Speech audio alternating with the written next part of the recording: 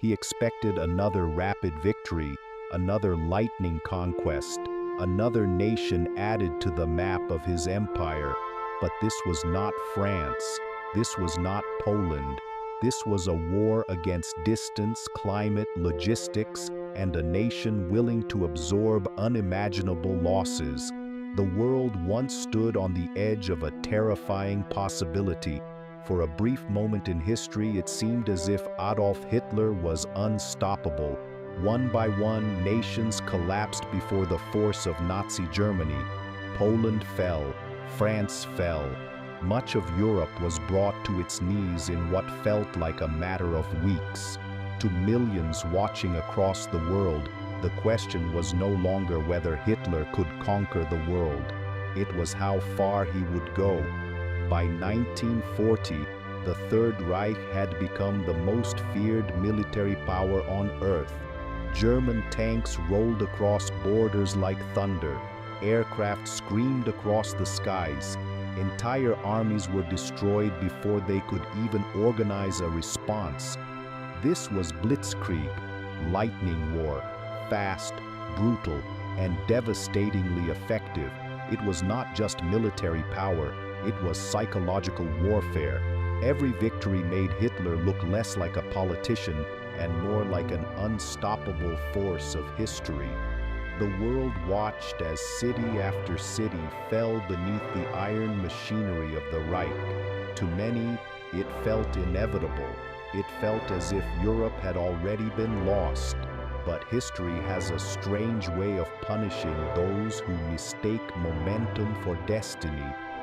Because the very thing that made Hitler seem invincible was also planting the seeds of his destruction.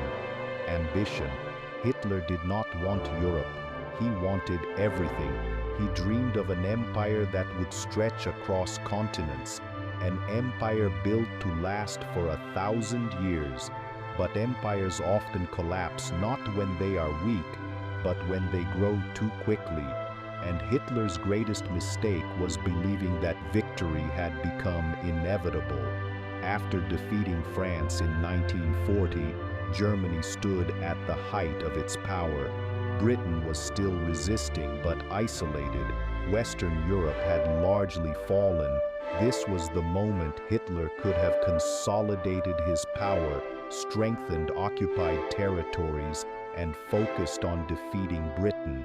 Instead, he made one of the most catastrophic decisions in military history. He turned east. In June 1941, Hitler launched Operation Barbarossa, the invasion of the Soviet Union. It was the largest military invasion the world had ever seen. More than 3 million Axis troops surged across the Soviet border. Thousands of tanks, thousands of aircraft, millions of soldiers. The scale was almost unimaginable. Hitler believed the Soviet Union would collapse in a matter of weeks. He expected another rapid campaign, another France, another Poland, another easy victory. But this time he was walking into something entirely different. This was not a small European nation. This was a land of enormous distances, brutal winters, and a population willing to absorb unimaginable suffering. At first, everything seemed to confirm Hitler's confidence. German forces advanced with terrifying speed. Entire Soviet armies were encircled and destroyed. Hundreds of thousands of prisoners were captured. Major cities came under threat. To outside observers, it looked like yet another flawless German victory.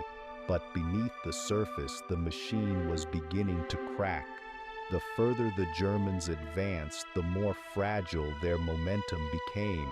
Supply lines stretched across thousands of kilometers. Fuel had to travel farther. Food became harder to deliver. Ammunition was delayed. Medical supplies lagged behind.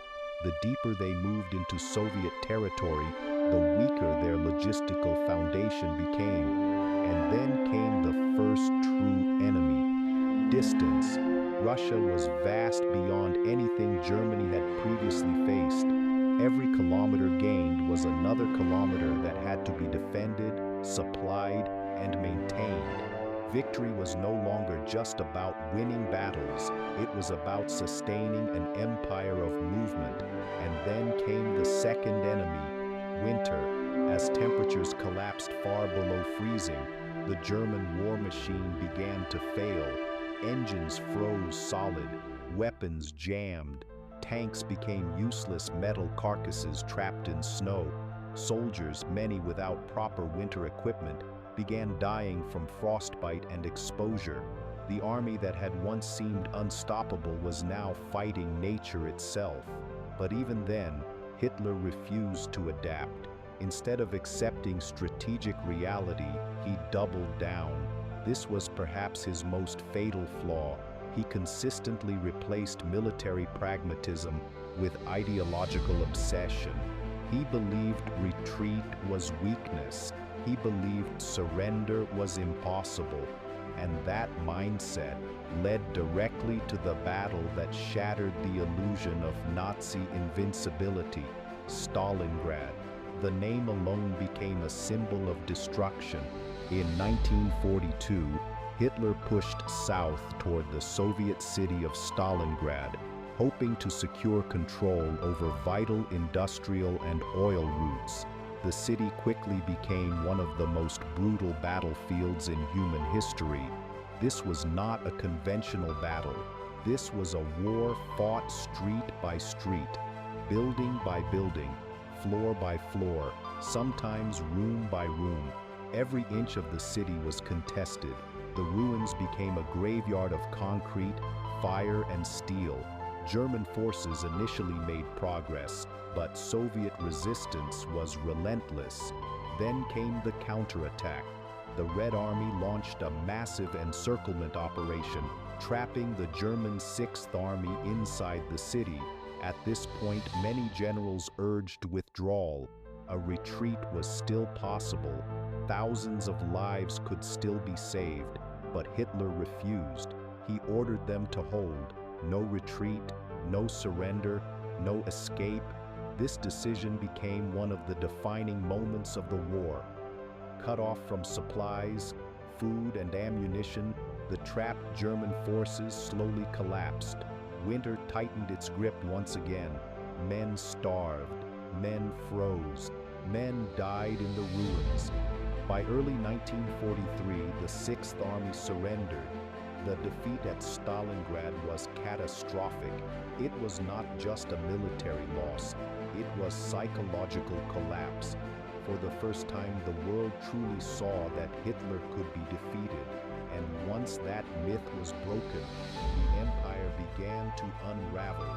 From that point forward, Nazi Germany was no longer expanding, it was retreating. The Soviet Union began pushing west. The Allies prepared in the west. The war had turned. Hitler's empire did not fall because it lacked strength. It fell because it tried to consume more than it could sustain. He opened too many fronts. He underestimated his enemies. He overestimated the endurance of his own machine. And above all, he allowed pride to override strategy. In the end, the mistake that destroyed Hitler's empire was not one single event. It was a chain reaction born from ambition, arrogance, and strategic overreach. The dream of conquering the world collapsed beneath the weight of its own scale. What once looked like an unstoppable empire became a crumbling fortress, and the man who once seemed destined to reshape the world ultimately destroyed himself through the very ambition that brought him power.